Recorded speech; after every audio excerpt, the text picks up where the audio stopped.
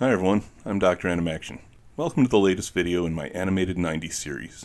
I decided to go ahead and put this one together and release it back on my original kind of schedule, and I'll put together an alternating video for this weekend as things had gotten a bit turned around. I'm winning the Patreon poll this week, as in the most votes have been for the video of my choice, so I'm leaning toward either a new studio retrospective on Hanna-Barbera in the 70s and 80s, or the next animated 80s in film, looking at TV specials and direct-to-video releases. Or maybe I'll do one of the Anime in America, or Tokusatsu, or Randomated Thoughts videos. I honestly have no idea until I sit down to write the script, so that can be a nice surprise for all of us. In other news, the channel's getting close enough to 2,000 subscribers that I'm wondering if I should mark that milestone, well, at least I consider it a milestone, with a special video of some sort. Y'all let me know your thoughts and any ideas you may have. On that note, like and subscribe if you love all things animated and animation adjacent, so I can keep heading toward that 2K mark and the channel can keep the momentum. Now let's take a look at the next year on this journey.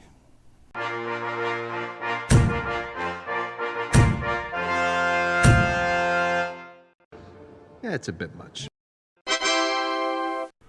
Last year saw a little bit of everything. Studios started paying attention to The Simpsons and the success of things like Liquid Television and began putting out animated series for adults. The Batman the Animated Series approach to storytelling started to work its way into a broader range of stories, with a few more series taking that dark and serious approach with their presentation. Mighty Morphin Power Rangers brought back something we'd been missing out on for several years with Tokusatsu. We saw an educational, stupefying dichotomy as some shows leaned heavily toward opposite ends of that spectrum, and best of all, at least for me in this channel, action shows came back in a big way, taking up the lion's share of last year's lineup.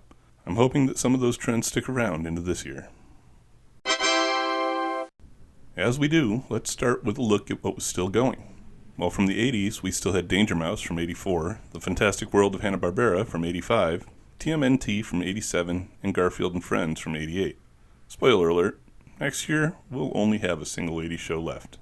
There was a quartet of remainders from 1990 with Merry Melodies starring Bugs Bunny and Friends, Tiny Toon Adventures, Captain Planet and the Planeteers, and Bobby's World. 1991 still had a six-pack holding out with The Legend of Prince Valiant, Liquid Television, Tasmania, The Ren and Stimpy Show, Doug, and Rugrats. I've been including Little Dracula in this section since the year it came out, but that was an error on my part. The show premiered in 1991, but then went off the air until the second half of that first season aired in 1999, instead of being constantly on, so yeah, that was my bad. There were still 8 shows around from 92, including Dog City, The Little Mermaid, Batman the Animated Series, Mickey's Mouse Tracks, Donald's Quack Attack, Eek the Cat, X-Men the Animated Series, and Toonheads. And finally, from 1993, we had 23 shows still on the air, which are all on screen here. That's 23 out of 31, or more than 74%, so that number just continues to rise this decade as well. Maybe we'll get to a saturation point where single-season shows just are a thing of the past. It'll be interesting to see. So even with that survival rate, there were still some shows that fell by the wayside this year. These included a few 80s series like Count Duckula and David the Gnome, and Tom and Jerry Kids from 1990. Mr. Bogus and Pirates of Darkwater dropped out from 91, and several from 92 went away as well. That list consists of The Addams Family, The Adventures of T-Rex, Conan the Adventurer, King Arthur and the Knights of Justice, Saban's Gulliver's Travels, Shelley Duvall's Bedtime Stories, Stunt Dogs, Super Dave, Daredevil for Hire, Twinkle the Dream Being, and Wild West Cowboys of Moo Mesa. Lastly, that quarter of the 93 shows that we lost consisted of The Adventures of Sonic the Hedgehog, the all-new Dennis the Menace, Droopy Master Detective, Family Dog, Marsupilami, The New Adventures of Speed Racer, and Stone Protectors. There were a few on that list that I'm sorry to see go, mostly from 92, so here's hoping we get some good replacements.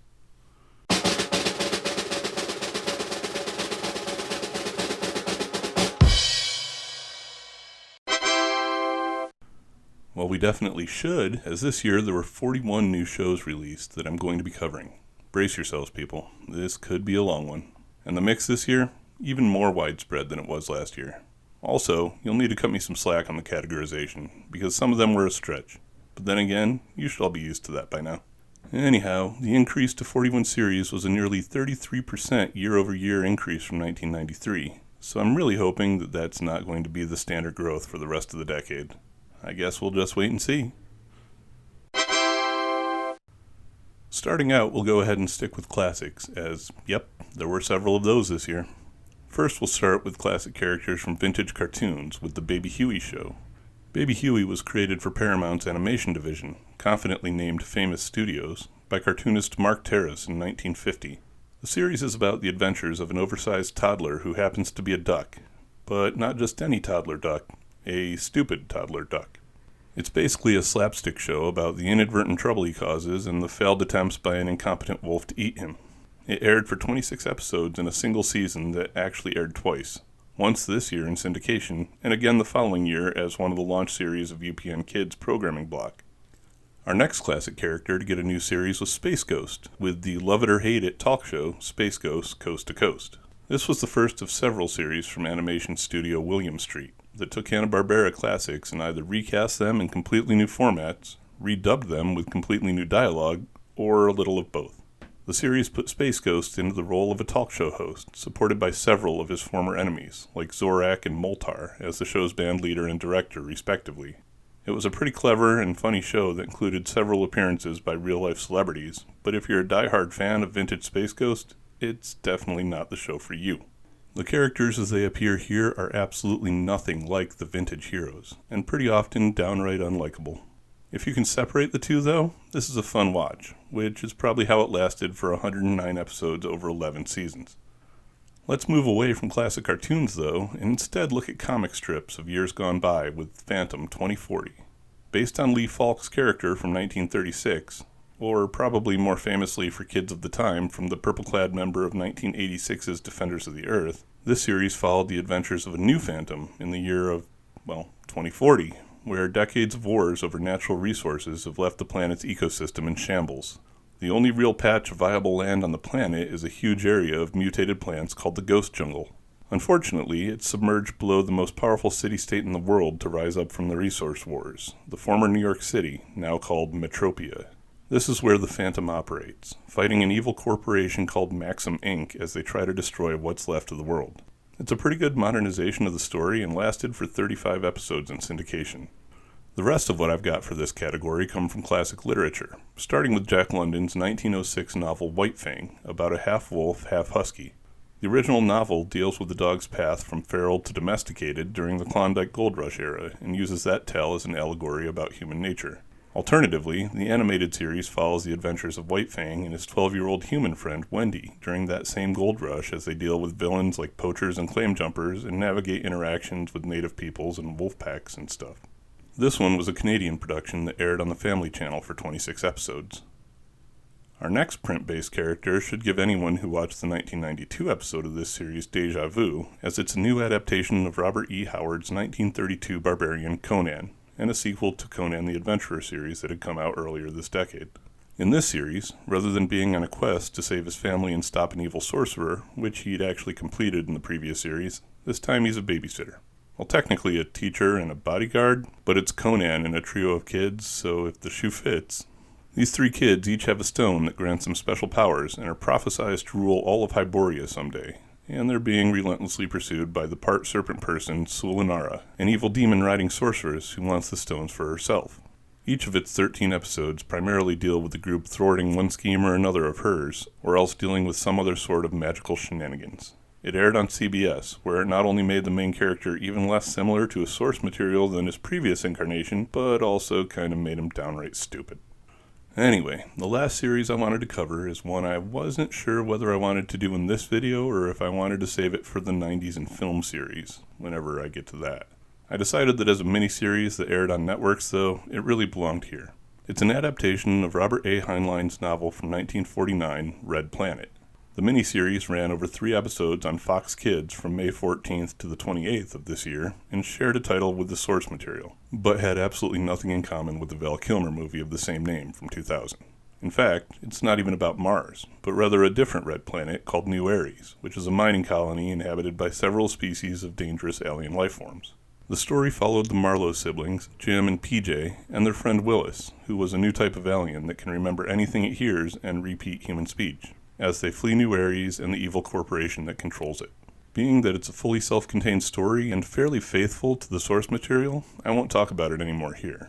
It's a pretty well done miniseries, and I definitely recommend it though. You can watch the whole thing here on YouTube.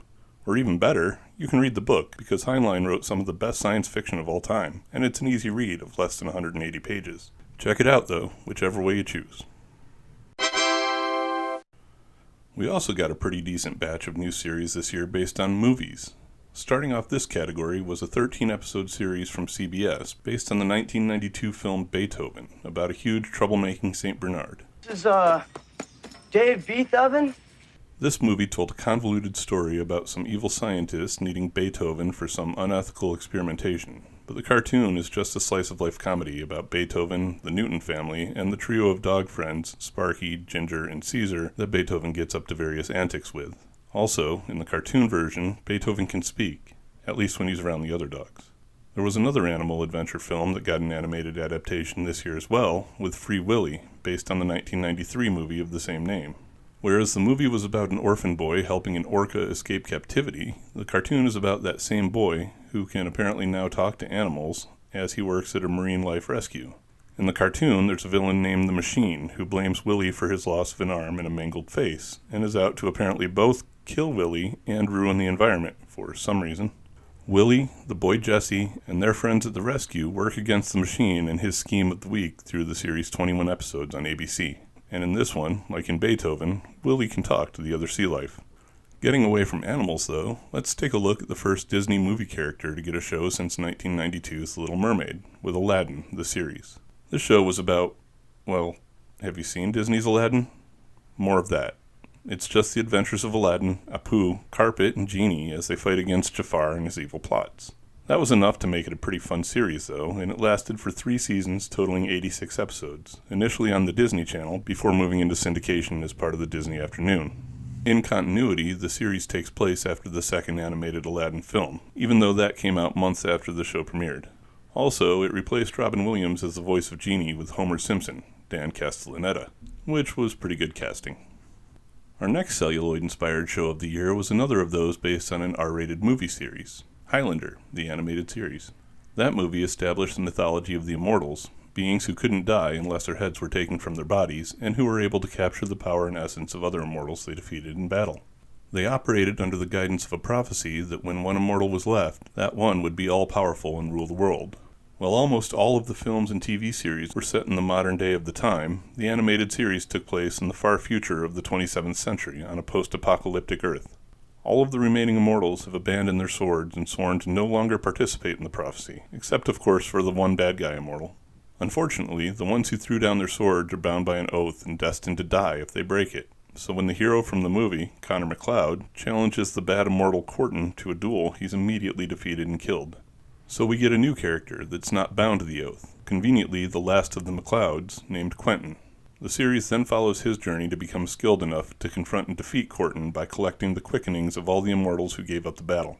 Yeah, and as it's a cartoon, he doesn't cut their heads off to get the quickenings. Instead, he just has to have them touch his sword. This one came from French producer Gaumont Multimedia, which is a French word I can actually say, and lasted for 40 episodes over 2 seasons, initially on USA and then in syndication as part of Boba Entertainment's Amazing Adventures block. But it was never as well received as the original film or the live-action TV series. And the last show I put in this category is one that's probably going to get me some pushback, as it's not really based on a movie. Rather, it's based on the concept behind the sequel to a movie that came out a couple of years earlier. I know it's flimsy logic, but I didn't have any other place to put it. It's Nickelodeon's long-running Real Monsters. Hope I pronounced that right. I chose to put it here because the show honestly reminds me of the Monsters, Inc. universe. Not specifically the 2001 movie Monsters, Inc., but rather the 2013 sequel Monsters University, as it's about a group of monster school kids learning how to scare humans and their adventures on various school assignments to do just that. So that's a lot like Monster University, and the fact that the monsters in this series have their very own hidden world that's analogous to the human world is very Monsters, Inc., and therefore, I put the series here. See, my madness has something of a method. The series ran on Nick for 52 episodes over 4 seasons, and starred notable names like well-known voice actors Charlie Adler and Christine Cavanaugh, as well as actors Jim Belushi and Space! Another category that continued its expansion from last year was animated series based on video games. We'll get the easy one out of the way first, as this year brought us Mario All-Stars, an essentially clip show that played segments from each of the previous 3 Mario series for 40 episodes on the Family Channel. Kind of the same way the Super Mario All-Stars SNES game from the previous year packed all 3 of the original Mario games. Not much else to say about this one though, so we'll move on to a different beloved Nintendo character, well, Nintendo at the time at least, from Capcom, with Mega Man. This adaptation from Ruby Spears followed the ongoing battle between Mega Man on behalf of his creator Dr. Light and the evil Dr. Wily and his robot masters. The show included a cast of characters from all 5 original Mega Man games and uses a far cooler and game-accurate version of the character than we'd previously seen in Captain N the Game Master. It ran in syndication for 27 episodes across 2 seasons. Our next set of plundered pixels comes from a less well-known series of games, though, with the cartoon Mutant League, which was based on the Mutant League football and hockey games released for the Sega Genesis in '93 and '94 respectively. The show follows a group of athletes mutated by toxic waste buried beneath a football stadium that was released by an earthquake during a game. A crooked executive starts the Mutant League to capitalize on this and appoints himself as commissioners. Don't expect any comments from me about potential real-world parallels here.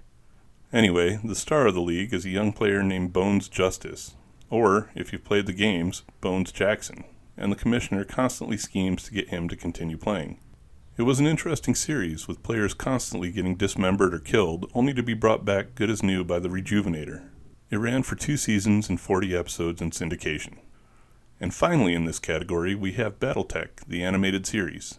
Technically, this one isn't based on a video game, but rather on a video game based on a comic series, based on a VR arcade experience, based on a series of board games, based on a series of novels, which are based on a tabletop role-playing game. But that was too long to fit on the title card.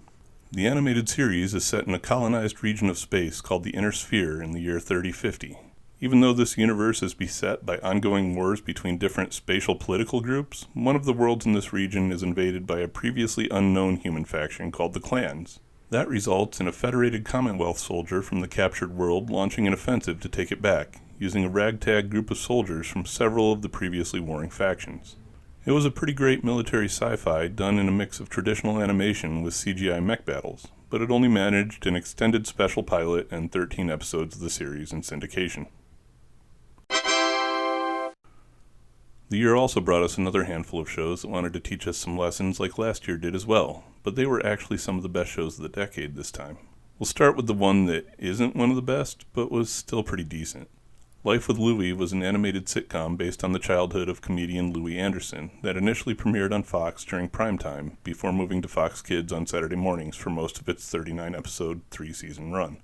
The show featured an 8-year-old Louie as he dealt with elementary school, bullies, a strict father, and the other obstacles kids of that age have to deal with. Like I said, this was a decent show and a pretty funny one at times, and each episode had Louie doing a live-action intro talking about what kind of lesson the episode was going to be teaching, focusing mainly on life lessons and morality tales. It was some fairly well-done slice of life and did a good job of not being too heavy-handed, but there were some better educational series at the time. Like, for example, The Magic School Bus. And seriously, who out there hasn't heard of The Magic School Bus? The original version of the show aired for 52 episodes across 4 seasons on PBS and played host to a laundry list of famous names. Based on a book series that started in 1985, the show is about a series of scientifically driven field trips hosted by the energetic teacher Miss Frizzle, played by actress Lily Tomlin, and her class aboard the eponymous Magic School Bus. Though never explicitly stated in the series, Miss Frizzle must have been some sort of elder god or something, as the bus had the ability to assume whatever shape, become whatever size, and travel to any point in space and time that the field trip required it to, taking the constantly endangered school children with it. The trips also usually had the class meeting some new and interesting characters that were specialists in the field covering the topic for that day, and usually played by some rather big names like Elliot Gould, Sherman Hemsley, and Dolly Parton, amongst many, many others. Although the books were originally targeted at 6 to 9-year-olds, the show was much more all ages, and actually appealed to a pretty wide audience. And it had a theme performed by Little Richard. And finally, for educational series of the year, we have the surprisingly awesome Where on Earth is Carmen Sandiego, which ran on Fox Kids for 40 episodes across 4 seasons. This one probably could have gone in the Pixel Power section above, as it was based on a series of computer games from 1985, which for the record don't get nearly as much love as the Oregon Trail, but absolutely deserve.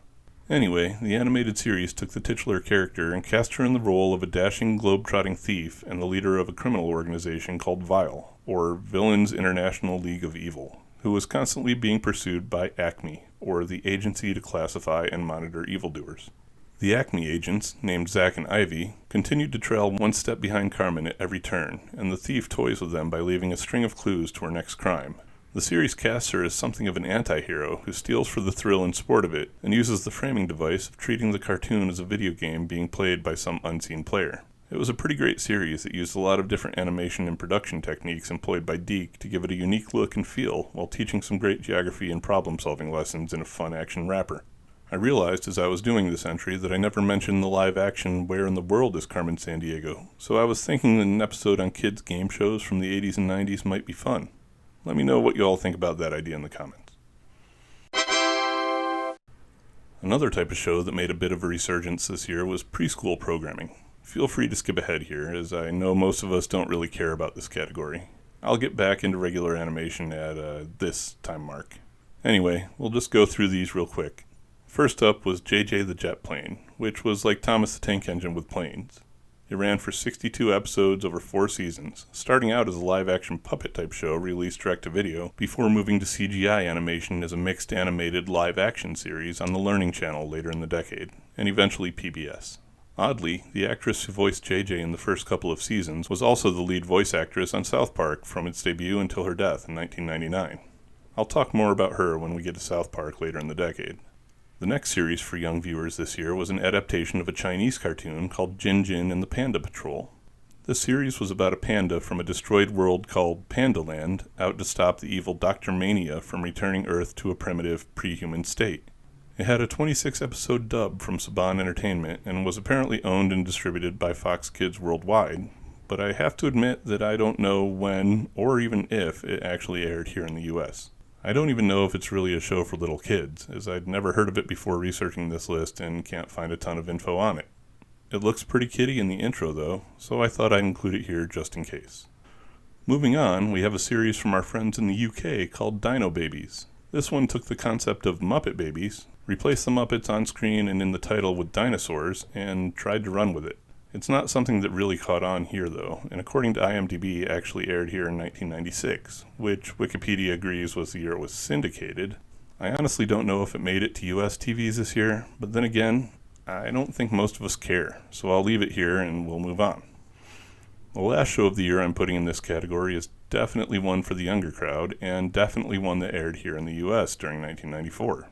It's The Busy World of Richard Scarry, which ran for 65 episodes across 5 seasons. First on Showtime, before eventually moving to Nickelodeon.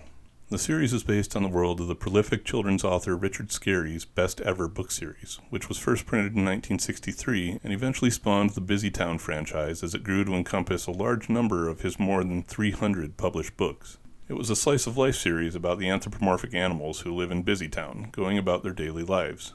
If you've ever seen one of the books, which I imagine most of us have, then you know what you're getting here. Welcome back, all of you who skipped ahead.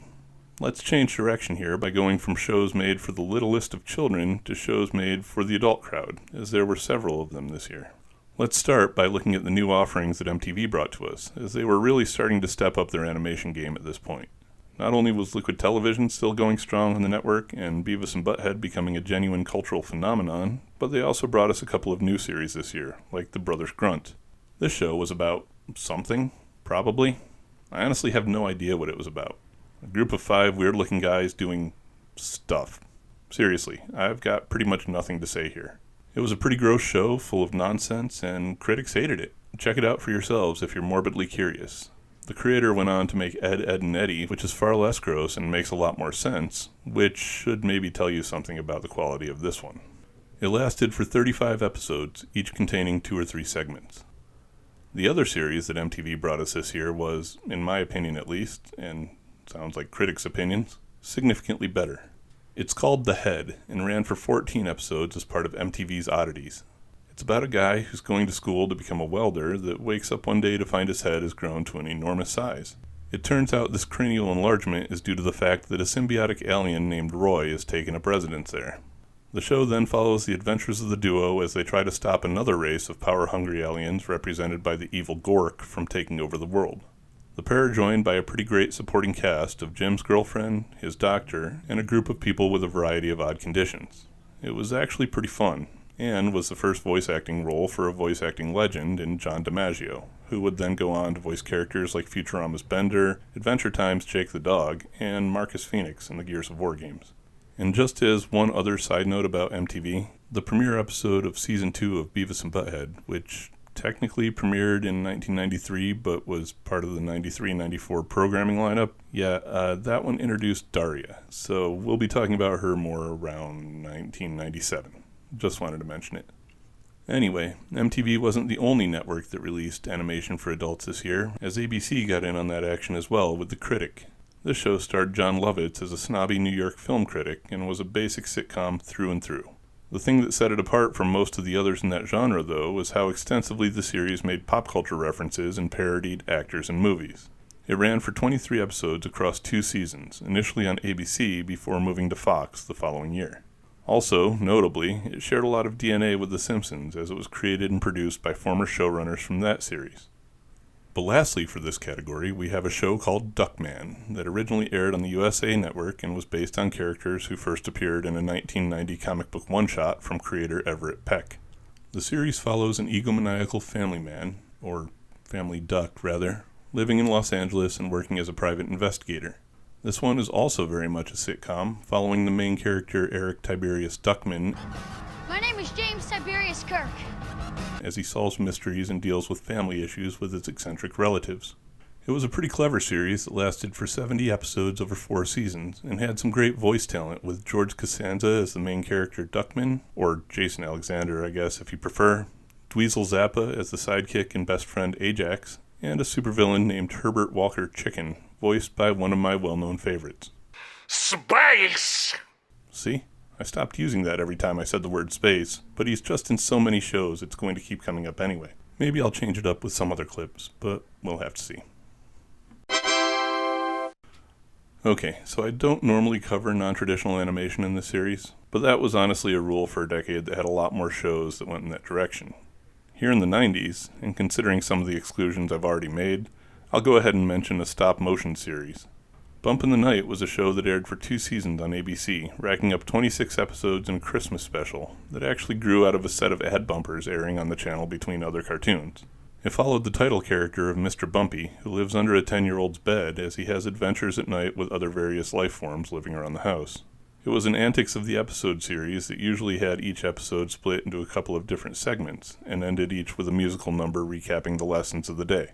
It also starred Rob Paulsen as Mr. Bumpy's best friend Squishington, and a handful of other characters, which I wanted to mention since he was a topic of conversation in the last video's comments. Bumpy himself was voiced by Jim Cummings, who most of us probably know as either Tigger, Monterey Jack, or Darkwing Duck. So y'all know how a couple of years back we got a couple shows based on comic book characters that did fairly well? I'm guessing someone must have noticed that, as we saw quite a few more heroes get their own series this year. Marvel hit the ground running in 1994 with 3 different shows based on their characters. We'll start with one that had been animated a few times before over the past 30 years with Fantastic Four. This was actually the group's 3rd animated outing, following the previous versions by Hanna-Barbera in 1967 and 78, and aired for 26 episodes across 2 seasons in syndication as part of the Marvel Action Hour. The series focused on adapting stories from the first family of comics that were originally printed during the book's run in the 1960s, meaning that the show was filled with camp and cheese in various proportions. That also meant that, as a fairly faithful adaptation of a lot of those stories, it was great for fans of the classic comics, but not so much for the younger audience or fans of the current incarnation, which is who it probably should have been targeting. In fact, the writer for the ongoing Fantastic Four comic series at the time, Tom DeFalco, who would later go on to be editor and eventually editor-in-chief at Marvel, wrote a scene in that book that had Ant-Man watching and viciously mocking the cartoon. As for me, I like comics of all ages for various reasons, and I found Fantastic Four to be a passable cartoon. Not great, but fun enough. Marvel's second animated series of the year was better, though, and came in the form of Iron Man. This one made up the second half of the Marvel Action Hour, and like Fantastic Four, lasted 26 episodes across 2 seasons. This series didn't try to adapt classic stories, though, instead taking on a good guys versus bad guys formula that had Iron Man and a group of heroes he recruited fighting Mandarin and his supporting group of supervillains. It also wasn't really well received by fans, though, with kind of cheap-looking animation and a supporting cast of mostly unknowns. I was familiar with all the characters as a 90s comic collector and a fan of both the West Coast Avengers and later the short-lived Force works, but myself and other fans like me were probably the only ones who even remotely cared. But hey, it had some of my all-time favorite comic characters like War Machine, Hawkeye, and the Julia Carpenter Spider-Woman, so I had to be a fan. And yes, you heard right. Hawkeye is one of my favorite comic characters, and I'm not afraid to admit it. Moving on, though, the last of Marvel's animated entries for the year was a new take on one of their flagship characters, Spider-Man, in his, 35th or something animated adaptation. This one was like the Fantastic Four in that it adapted several classic Spider-Man stories, but it was better made and much more beloved than that series. In fact, this version of Spider-Man lasted for 5 seasons, totaling 65 episodes as part of Fox Kids. The best thing about the adapted stories in this series, though, is that they didn't as stringently follow the source material as those in Fantastic Four, which allowed for them to be updated and modernized to appeal to the audience of the time. The series was also great in that it had easily the largest supporting cast ever used in animation, with several dozen heroes and villains from the Marvel Universe making appearances throughout its run. It also made the excellent decision to spend a good amount of time with Peter Parker outside of the Spider-Man costume, which did a great job of adding a much-needed human factor to the show. This one was definitely another winner as far as superhero cartoons of the 90s goes. There were 2 other series that came out based on comics this year that weren't from the big 2, though. The first of these was The Tick, which was a satirical superhero character created in 1986 by Ben Edlund in New England Comics, a local label from the Boston area. This cartoon, I have to admit, was one of my favorites from this year. It was absolutely hilarious, had a great supporting cast, and actually used some really well done animation. Running for 36 episodes across 3 seasons as part of Fox Kids, this one took an Adventure of the Week format where the Tick and sidekick Arthur confronted any number of several villains who were up to no good, like Chairface Chippendale, or my personal favorite, the evil midnight bomber What Bombs at Midnight. Watch this one if you love superhero spoofs, as it's better than either of the live-action versions that came after. It also had a voice cast consisting of TMNT alums like Michelangelo's Townsend Coleman as the Tick and Leonardo's Cam Clark as Die Fledermaus. And it had the Monkees' Mickey Dolenz as Arthur in Season 1, though he was replaced by Rob Paulsen in the following 2 seasons. Finally in this category, we have a cartoon based on one of my absolute favorite comic books of the time, Jim Lee's Wildcats. As I've said, I was a huge comic collector and a fan at the time, and clearly remember the rise of Image Comics and their reputation as the absolute rock stars of the industry. I picked up every issue they released, including the Big 7 when they first came out, and 3 of my all-time favorite comic characters to this day come from the comics Wildcats, Wetworks, and Stormwatch. I'll leave it to your imaginations to guess who exactly those are, but I even have a tattoo of one of them. Anyway, Wildcats was the best among the greats for me, and I was ecstatic when I heard they were getting a cartoon.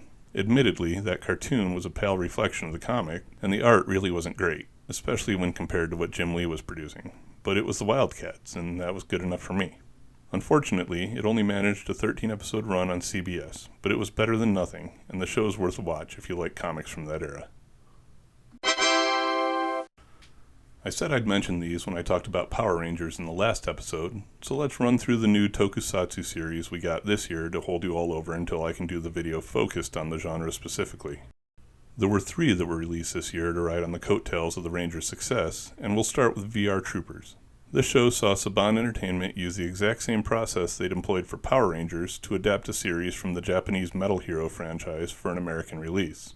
This time, they actually adopted a combination of series that made up the action segments of the show, with footage taken from the superhuman machine Metal Dur, Dimensional Warrior Spielban, and Space Sheriff Scheider, combined with out-of-uniform footage of the American cast to create the VR Trooper series. The show wasn't quite the hit that Power Rangers was, though, and only lasted for 92 episodes across 2 seasons in syndication. But Saban wasn't the only company trying to catch more of the Rangers' lightning in a bottle. DiC tried it too with the series Superhuman Samurai Cyber Squad, adapted from the Japanese series Gridman the Hyper Agent. This one combined the tokusatsu resurgence with 90s computer love to take place in a combination of the real world and the digital world, where Joey Lawrence's younger brother Matthew became the hero Servo and fought various computer viruses sent by the military AI Kilocon in its attempts to take over the world. Oh, and Kilocon? He was voiced by, you guessed it, Indeed, no, sir. I'm merely a humble butler. What exactly do you do? I battle, sir. This one got 53 episodes during its single-season run on ABC. The last series to talk about for the year in this category probably doesn't technically fit the tokusatsu format, but it was made to capitalize on it, and as far as I'm concerned, is an argument for stretching the definition when it applies to American series. Tattooed Teenage Alien Fighters from Beverly Hills was unique as it didn't take any footage or concepts from a Japanese show and was instead made completely in the US, again by DiC for USA's Cartoon Express.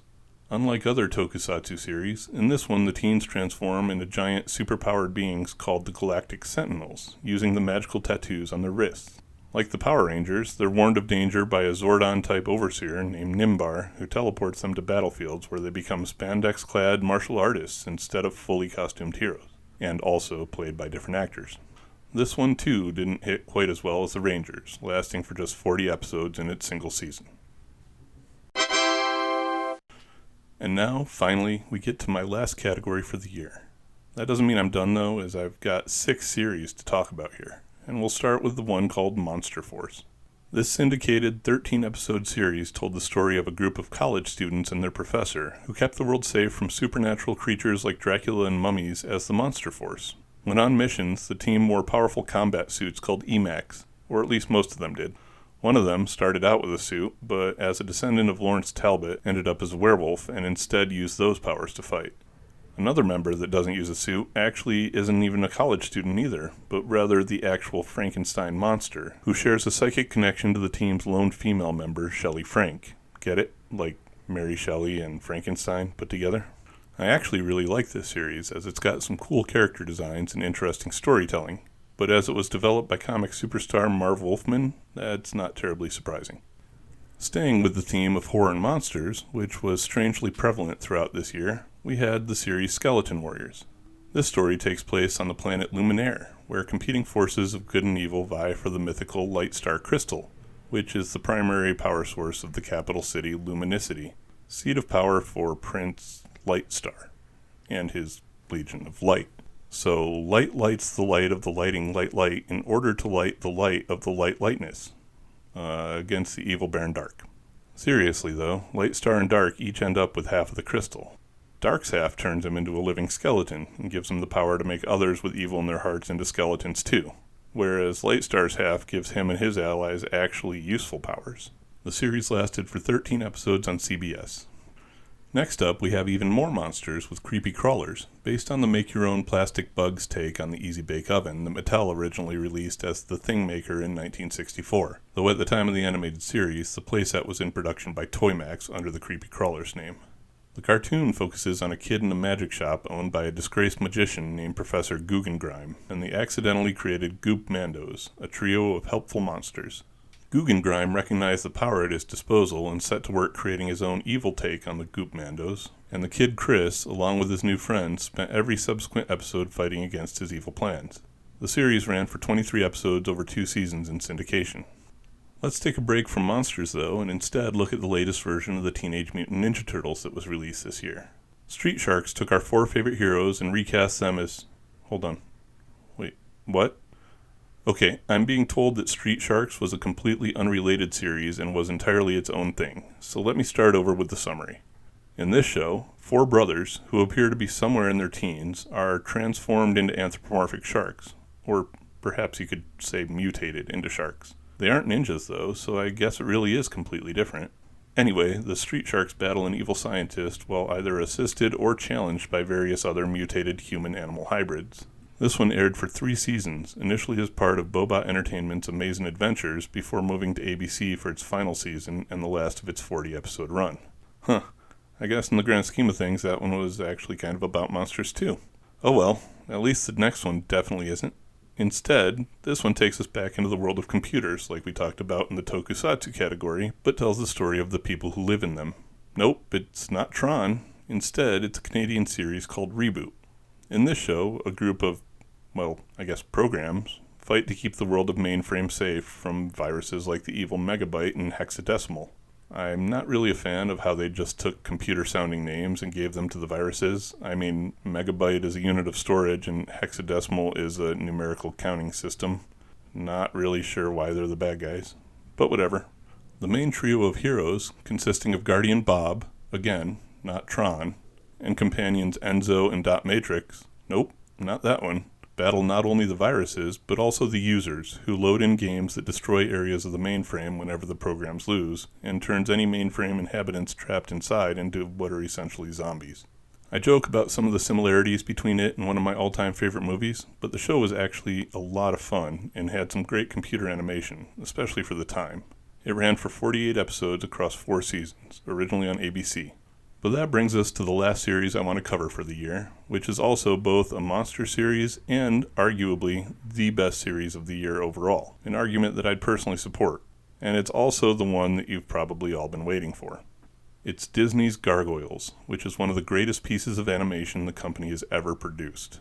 It tells the story of the last of the gargoyles, betrayed by the humans they'd sworn to protect and cursed to sleep until the castle upon which they perch rose above the clouds. That very thing happened 1,000 years later, leading to the gargoyles' awakening in modern-day New York. I refuse to say anything else about it, though. Go watch it. Now.